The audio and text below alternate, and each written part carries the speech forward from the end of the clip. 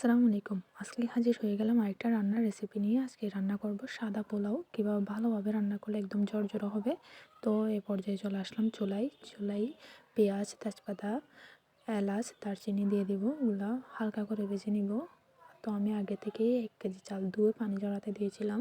ওগুলা ভাজা শেষ হয়ে গেলে ওই চালগুলা দিয়ে দিব। দেওয়ার পরে চালগুলা সামান্য ভেজে নিয়ে দিয়ে দিব আদা রসুন পেস্ট। টেস্টটা ভালো হওয়ার জন্য আমি এই পর্যায়ে আদা রসুনগুলো দিয়ে দিব।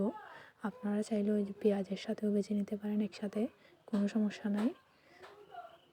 তো এখানে আমি 1 কেজি যাতে চাল নিয়েছি, আমি এখানে 8 কাপে পানি দেবো। 4 কাপ যেহেতু আমি এখানে চাল নিয়েছি, 8 কাপে পানি দেবো। আপনারা যতটুকু চাল নেবেন তার দ্বিগুণ পরিমাণে অবশ্যই পানি দিবেন, না হয় ভাতগুলো অন্যরকম হয়ে যাবে। তো এখন এই পর্যায়ে আমার ভাতগুলো প্রায় হওয়া শেষ। তো পেঁয়াজ বেরেস্তা দিয়ে নামিয়ে নিব, ভালোভাবে নেড়ে ছেড়ে নামিয়ে নিব পেঁয়াজ বেরেস্তা দিয়ে। তো এখন পরিবেশনের পালা। দেখুন কালারটাও কীরকম সুন্দর দেখাচ্ছে। তো আরেকটা ভিডিওতে আবার দেখা হবে। আল্লাহ হাফেজ। ভালো লাগলে একটা লাইক, কমেন্ট, শেয়ার করবেন অবশ্যই।